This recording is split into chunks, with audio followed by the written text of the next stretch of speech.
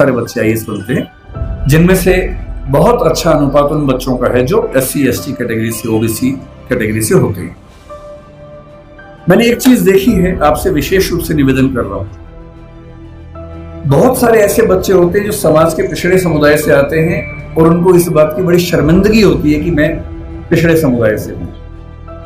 उनको आरक्षण मिलता है, वो आईएएस बनते हैं, आईपीएस बनते हैं, और आईएएस आईपीएस बनने के बाद कोशिश करते हैं कि उनकी वो पहचान खत्म हो जाए कि वो पिछड़े समुदाय से हैं, और वो किसी उच्च समुदाय के व्यक्ति से शादी ब्याह करके अपने आप को वहां एक्सेप्ट करवाने किसी तरह से ऐसी उधेड़-बुन में लग जाते हैं। मैं आपसे एक बात का निवेदन करना चाह रहा हूं, जिस समाज से आप हैं उस समाज को लेकर शर्मिंदा कभी नहीं होना, एकदम नहीं होना। आप सिविल सेवक बनेंगे, नेता बनेंगे, पुलिस वाले बनेंगे, जज बनेंगे, जो भी बनेंगे, आपकी मुख्य जिम्मेदारी संविधान के प्रति है, अपने दायित्वों के प्रति है, एकदम ठीक बात है, उसमें कोई कोताही करनी भी नहीं चाहिए। पर ध्यान रखना है, आरक्षण के पीछे का मूल तर्क क्या है। आप सोच के देखिए कि इस देश में कुल नौकरियां अगर मैं मान लूं केंद्र में तो 1 लाख के आसपास, जिनमें SC समाज की 15,000 के आसपास होंगी। SC समाज की कुल आबादी अगर हम देखें, इस समय 16% से ऊपर आबादी है। अगर 150 करोड़ दिमाग में रखने या 140 करोड़ रखे तो 23 करोड़ के आसपास आबादी दलित समाज की या SC समाज की भारत में। 23 करोड़ में से अगर 15,000 लोग नौकरी पा लेंगे, क्या इससे दलित समाज की आर्थिक स्थिति बेहतर हो जाएगी? नहीं होगी, वो तो 15,000 की होगी। तो आरक्षण क्यों दिया जाता है?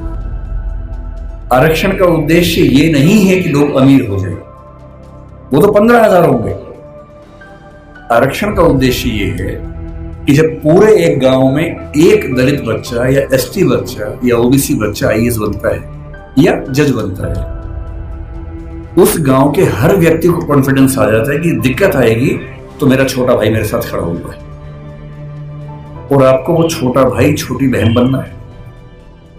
जिस दिन आप सफल हो जीवन में, आपके समाज ने बहुत आहुति दी है आपकी सफलता में, और आप जिंदगी भर भी उनकी मदद करेंगे तो अपना उधार चुका नहीं पाएंगे। कोई ऐसा काम नहीं करना जो गैर कानूनी हो, जो असंवैधानिक हो, ऐसा नहीं करना है। अपनी नौकरी की हदों में रहना है, अपने नियमों का पालन करना है। लेकिन जैसे आप आईएएस बनेंगे, आपके परिवार में कोई संकट में होगा, उसकी हेल्प करेंगे। ठीक वैसे आपके समाज में कोई संकट में है, पुलिस यदि उसके साथ बदतमीजी कर रही है, गैर कानूनी कृत्य कर रही है, तो उस पुलिस को आप फोन करेंगे तो उसके साथ कुछ गलत नहीं होगा, ये आप पक्का कर सकते हैं। अंबेडकर साहब से सीखना चाहिए कि मैं जिस पृष्ठभूमि से हूं उस पर शर्माना नहीं है। अगर वो पीछे की स्थिति है तो उससे लड़ना है, और अपने साथ साथ अपने पूरे समाज को मुख्य धारा में लाने के लिए टेढ़ी चोटी का जोर लगाना है। ये सीखना है। तो पहली बात सीखनी है पढ़ाई, दूसरी बात सीखनी है अपने समाज का साथ देना। पीछे कोई भी हट सकता है। जाति को लेकर कबीरदास ने बड़ी गहरी बात कही थी कि व्यक्ति की पहचान उसकी योग्यता से होनी चाहिए, मेहनत से होनी चाहिए। जाति में क्या रखा हुआ है? उन्होंने कहा, जाति ना पूछो साधु की, पूछ लीजिए ज्ञान। ज्ञान पूछो, मोल करो तलवार का, पड़ी रहन दो म्यान। म्यान में क्या रखा है? तलवार की कीमत है। और यदि हम कहते हैं कि पिछड़े समाज के लोग पढ़ने में पीछे हैं, तो ऐसा क्या था कि एक बच्चे को मौका मिला और वो पूरी संविधान सभा में सबसे ज्यादा पढ़ा लिखा व्यक्ति बन गया?